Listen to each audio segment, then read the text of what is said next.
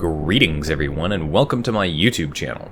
I'm your host, Captain Ryan. Today's YouTube video is another subscriber submitted replay. This one comes to us from Archer, and he is in his Tier 10 US destroyer, the USS Gearing.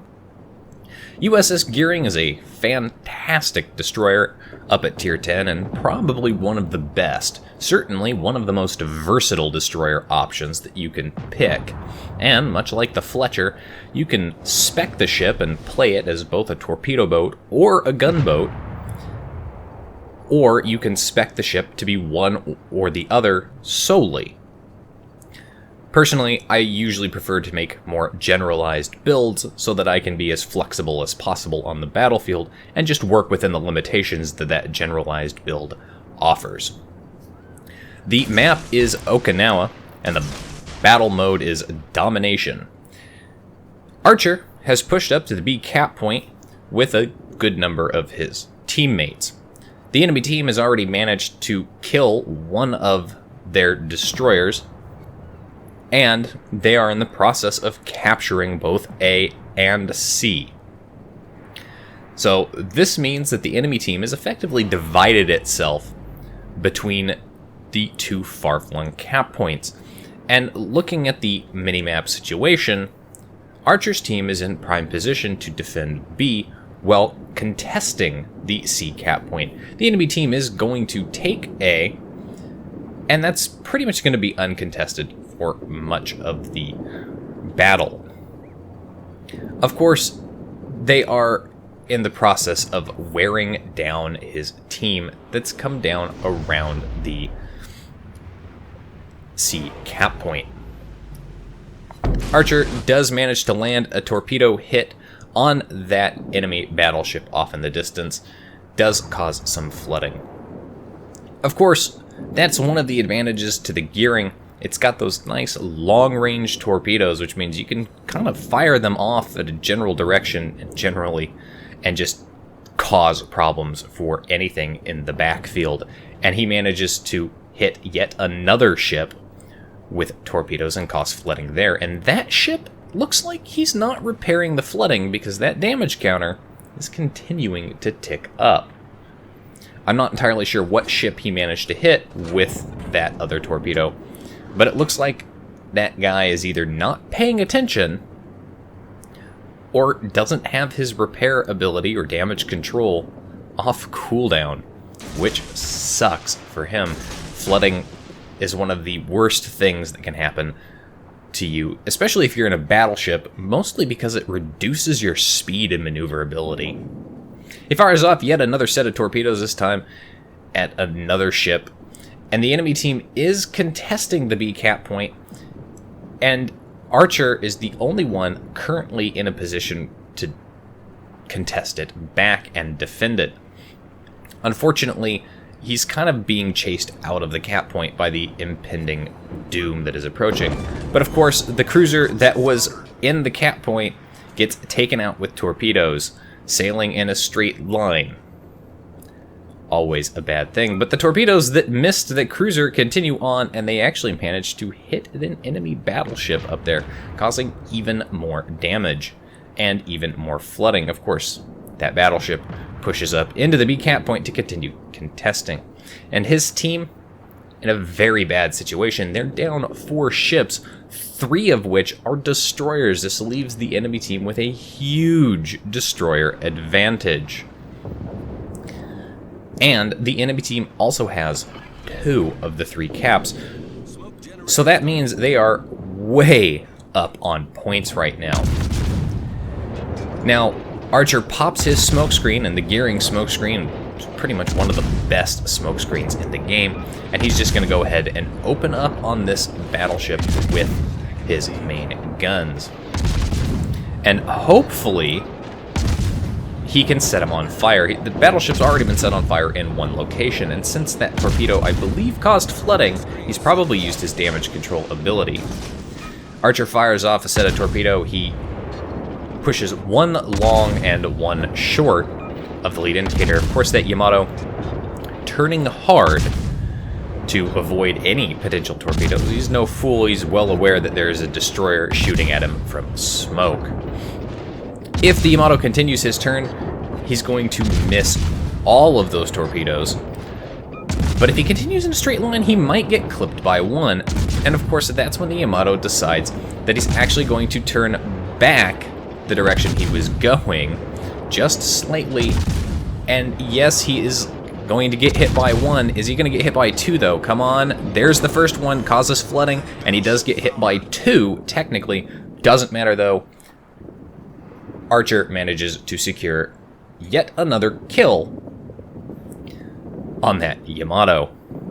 And that, combined with the rest of his team's efforts, taking out those other enemy destroyers, has resulted in their team killing more ships and equaling out the points. His team is now finally free to capture the sea cap point, which is going to mean they're going to be able to fix this point issue just that a little bit better and hang on in this game. But look at how much damage he's managed to do. At this point, the battle's not even 10 minutes old, and he's already managed to do over 150,000. That's damn impressive. As he comes around the side of the island here, up where the A cap point is, he's got a couple of options to fire off torpedoes at, and he's not going in guns a-blazing. He is very much so playing this ship as a dedicated torpedo boat. Of course, the enemy carrier has other ideas and is bringing enemy dive bombers out and picks on the weaker strength destroyer first. Archer pops his AA ability and his defensive AA fire, but that is leaving him exposed and open to take enemy fire coming in. He does manage to land several torpedo hits on that battleship up there, but of course, again, his torpedoes are continuing forward, so he might hit something else in the distance. Enemy destroyer manages to beach himself on the sinking hull of the friendly battleship up there, who did get taken out. Archer was denied that kill, but that's alright. He's doing a substantial amount of damage. He's already earned his high caliber award, and there is his Confederate award punishing that destroyer, and he manages to secure the kill on the destroyer. Speaking of destroyers, another enemy destroyer has popped up, and that's the last destroyer on the enemy team. But of course, that destroyer has got his torpedoes out, and the enemy destroyer that Archer just sank has his torpedoes out as well. Are they going to connect with his friendly battleship? It looks like that was the case, as the enemy destroyer adjusts his fire at Archer. Now, Archer has his smokescreen available, but it really doesn't matter because the enemy destroyer's popped his smokescreen. Of course, enemy battleship up there lands a big ol' hit on him. So he pops his smokescreen, he's gonna sit in here and hide.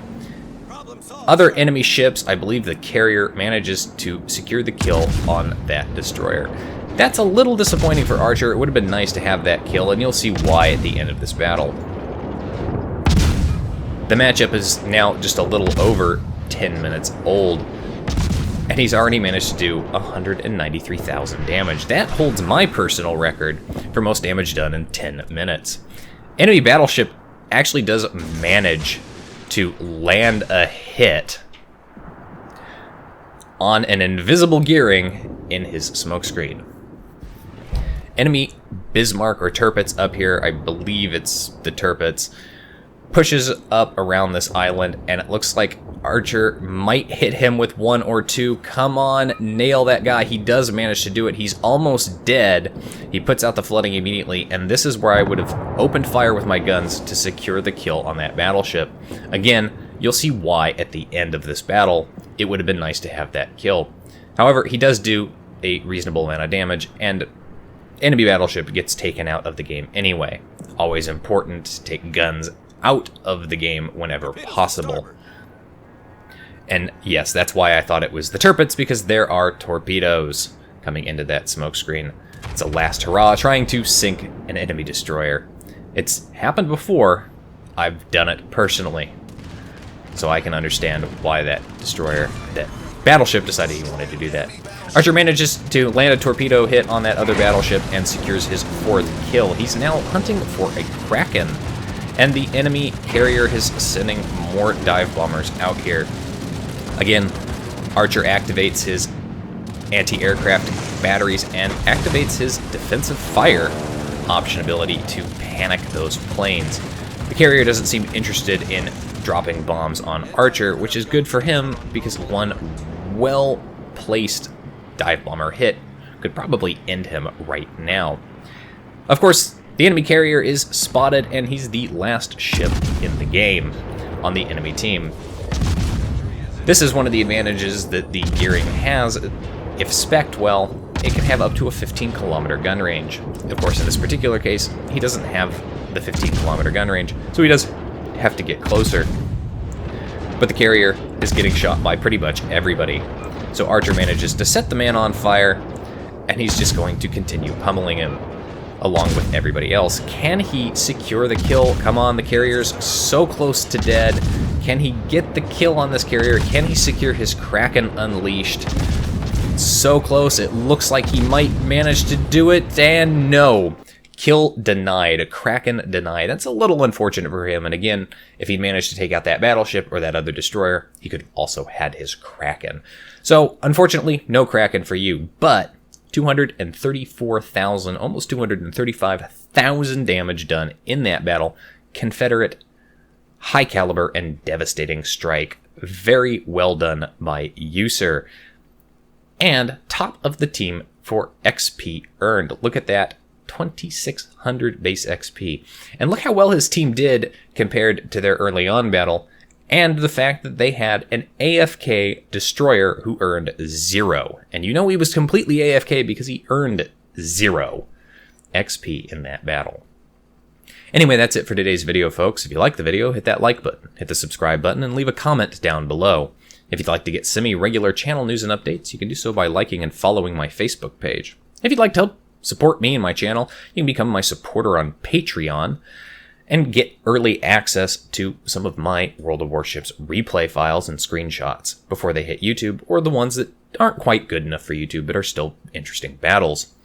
Any support level will grant you access to those replays.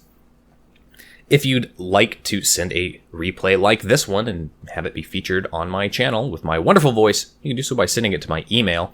And if you'd like to watch me play World of Warships, among other games live, you can follow my Twitch channel. You can find the links for all of those in the description down below. And as always, I'll see you next time. This is Captain Rye, signing off.